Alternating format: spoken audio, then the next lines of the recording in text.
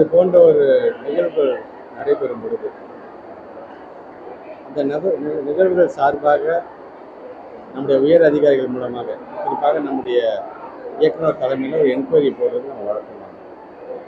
அந்த என்கொயரி மூலமாக இமிடியேட்டாக அதற்கு காரணமானவர் யார் என்பதை, ஏன்னா எழுத்துப்பூர்வமாக நடந்தது என்ன என்பதை முழுமையாக நாங்கள் தெரிந்து கொண்டு வித்தின் 3 to 4 டேஸ்க்குள்ளார காரணகர்த்தாவாக இருப்பது யாராக இருந்தாலும் எந்த தயவுதாட்சியும் இல்லாமல் அவர்கள் மீது முழுமையான நடவடிக்கை துறை ரீதியாக அது நாங்கள் நடக்கப் போகிறது. அதனால்தான் இன்றைக்கு எந்த இடத்துல எங்களுடைய பிள்ளைகளுக்கு தவறான கருத்துக்கள் பதியப்பட்டிருக்கின்றதோ அதே இடத்தில் நாங்கள் முற்போக்கு சிந்தனையை கொண்டு நம்முடைய ஒரு தலைமை ஆசிரியராக 30 ஆண்டு காலம் பணியாற்றியவரை கொண்டு நம்முடைய பிள்ளைகளுக்கு எது தேவை என்பதை எடுத்து சொல்கின்ற விதமாக இன்றைக்கு கல்வி மட்டுமே சமத்துவ மலர்ச்சி மிகப்பெரிய ஆயுதம் என்கின்ற அந்த கருத்தை நாங்கள் வைத்திருக்கின்றோம். இது ஒரு புறம். தவறுக்கு யாரு காரணமாக இருந்தாலும் சரி, ஏற்கனவே தெரியும் கடந்த காலங்களிலே நடந்த பிரச்சனைகள், குறிப்பாக இந்த ஒரு சில பத்திரிகைகளை வாங்குகிறார்கள் என்கின்ற பிரச்சனை வந்தபோது உடனடியாக அதற்கான துறை ரீதியாக அவங்க ஆக்ஷன் எடுத்தோம். இந்த சிஓ யார் காரணமோ இமீடியட்டாக அதுக்கு ஆக்ஷன் எடுத்தோம். தவறு என்பது அவங்க தெரிஞ்சு செய்கிறாங்க தெரியாமல் செய்கிறாங்க கிடையாது. அதுக்கான இம்பேக்ட் சமுதாயத்திலையும் பிள்ளைகள் மேலேயும் விழுதும்போது அதுக்கு காரணகர்த்தா யாராக இருந்தாலும் சரி அவர்கள் மீது உரிய நடவடிக்கை எடுக்கப்படும். இந்த நிகழ்வும் அது போன்ற நிகழ்வு தான். நீங்கள் சொன்னது போல, சங்கர் சொன்னது போல வித்தின் 3 to 4 டேஸில் அந்த உரிய நடவடிக்கை கண்டிப்பாக அவர்கள் மீது நீங்கள் சொல்கிற மாதிரி எடுத்தோம் இல்லாமல் யார் தவறு செய்திருக்கார்கள், அடிப்படை காரணங்கள் இந்த நிகழ்வுக்கு யார் அதுக்கு பொறுப்பாக இருந்தார்கள் என்று உணர்ந்து உடனடியாக அவர்கள் மீது உரிய தண்டனை கண்டிப்பாக வழங்கணும். அதான் இப்போ நீங்கள் சொல்கிற மாதிரி தான் இது தீவிர விசாரிக்கும் பொழுது தான் யார் காரணம், புதிதாக உருவாக்கப்பட்ட எஸ்எம்சி மூலமாக காரணமாக, இல்லை இங்கே இருக்கின்ற தலைமை ஆசிரியர் மூலமாக காரணமாக, அல்லது எங்களுடைய உயர் அதிகாரியுடைய கவனத்துக்கு கொண்டு சென்று தான் நாங்கள் செஞ்சோம் அப்படிங்கிற காரணமாக என்பதை எழுத்துப்பூர்வமாக பெறப்பட்டு நான் சொன்ன மாதிரி இன்னும் 2 நாள் 3 நாள் பொறுத்துக் கொள்ளுங்கள். அதுக்கான உரிய ஆக்ஷன் கண்டிப்பாக இருக்கும்.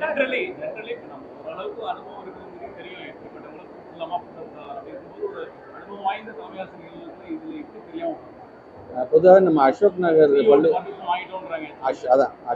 பள்ளிக்கூடத்தை பொறுத்த வரைக்கும் பல முன்னெடுப்புகளை, பல சாதனைகளை, பல வரலாறுகளை பெற்றிருக்கின்ற ஒரு பள்ளிக்கூடம். நானே பல நிகழ்ச்சிக்கு நான் வந்திருக்கேன், நீங்களுமே வந்திருக்கிறீங்க எல்லாருமே.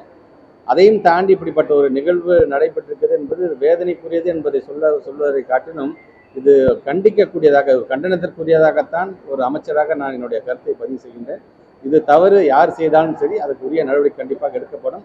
ஏற்கனவே பல நேரங்கள் நம்ம சர்க்குலர் கொடுத்ததாக சரி, ஒவ்வொரு மாதமும் நடக்கின்ற சிஓஸ் மீட்டிங்லையும் வலியுறுத்தி ஒரு சர்க்குலரை நீங்கள் இஷ்யூ பண்ணுவதாக இருந்தாலும் சரி, ஓரலாக இன்ஸ்ட்ரக்ஷன் கொடுக்கும்போதாக இருந்தாலும் சரி, இப்படியெல்லாம் இதெல்லாம் மனதில் வைத்துக்கொண்டு தான் கொடுக்க நம்ம இவ்வளவும் சொல்லியிருக்கோம். நாங்கள் அதையும் மீறி இது மாதிரியாக நடக்கும் பொழுது நீங்கள் சொன்ன மாதிரி இது எங்களுடைய உயரதிகாரிகளை கவனத்தை கொண்டு சென்று செய்தார்களா, இல்லாது அவர்களாகவே தங்களாகவே இந்த முடிவை எடுத்து செய்தார்கள் என்ற உரிய விசாரணை மேற்கொண்டு அதற்கு காரணமாக இருக்கின்ற அதிகாரிகள் யாராக இருந்தாலும் அவர் மீது நடவடிக்கை.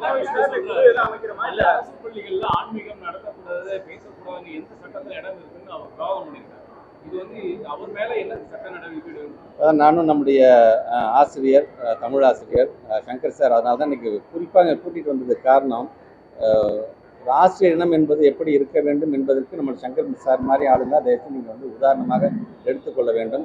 கண் பார்வை இல்லை என்று சொன்னாலும் தன்னுடைய கல்வி அறிவை கொண்டு எப்படி கேள்வி கேட்டாருங்கிறதே எனக்கு அவ்வளோ ஒரு பெருமையாக இருக்கின்ற. அதனால தான் இந்த மேடையில் அவர் ஏற்ற வேண்டும் என்று நான் ஆசைப்பட்டேன். நான் இது நீங்கள் சொன்னது போல் அவரிடம் அவர் வாக்குவாதம் செய்திருக்கிறது எல்லாம் நான் அவர்கிட்ட தனிப்பட்ட முறையில் கேட்டிருக்கேன் நான்.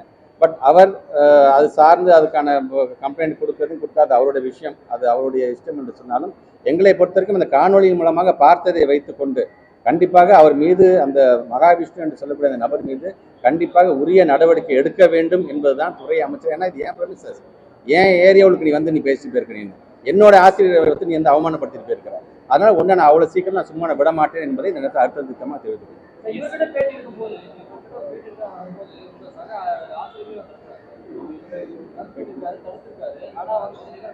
வேணாம், அது நிர்வாக ரீதியாக ஆசிரியர் வந்து பேட்டி கொடுக்கக்கூடாது அப்படிங்கிற ஒரு விதி இல்லை. பட் எதுவாக இருந்தாலும் நான் அவருடன் அமர்ந்து பேசும்போது கூட நானும் அவருடன் நான் சிலது நீங்கள் துணிஞ்சு பண்ணுங்க, நாங்கள் நிற்கிறோம் ஏன்னு சொன்னோம். மறப்போம் மன்னிப்போம் இருப்போங்க ஏன் அப்படின்னு சொன்னாங்க. பட் அது அவருடைய பெருந்தன்மையை காட்டுகின்றது. ஆனால் என்னை பொறுத்த வரைக்கும் எங்கள் சங்கர் சார் அவன் வந்து பேசுனதை என்னால் கண்டிப்பாக சும்மா விட முடியாது நான் தெரிவிச்சேன்.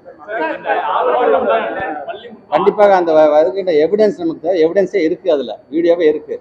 அந்த வீடியோவுக்கு தகுந்தாற் போல் அவரோட நீங்கள் சொல்கிற மாதிரியான ஒரு மிகப்பெரிய ஒரு விசாரணை நடத்தப்பட்டு உரிய நடவடிக்கை அவர் மேல் எடுக்கப்படும் என்று நான் தெரிவிக்கிறேன். என்கொயரியில் வந்ததுக்கப்புறம் நான் உங்களுக்கு நான் சொல்கிறேன்.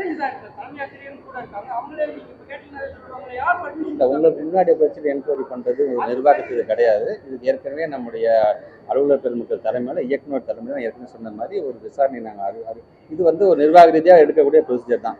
ஆனால் அந்த ப்ரொசீஜர் வந்து காலம்லாம் தாழ்த்த மாட்டுறாங்க. நான் உங்களுக்கு சொன்னது 3 நாள் நான் சொல்லியிருக்கேன். அந்த 3 நாளில் உரிய நடவடிக்கை யாராக இருந்தாலும் எடுக்கப்படும்.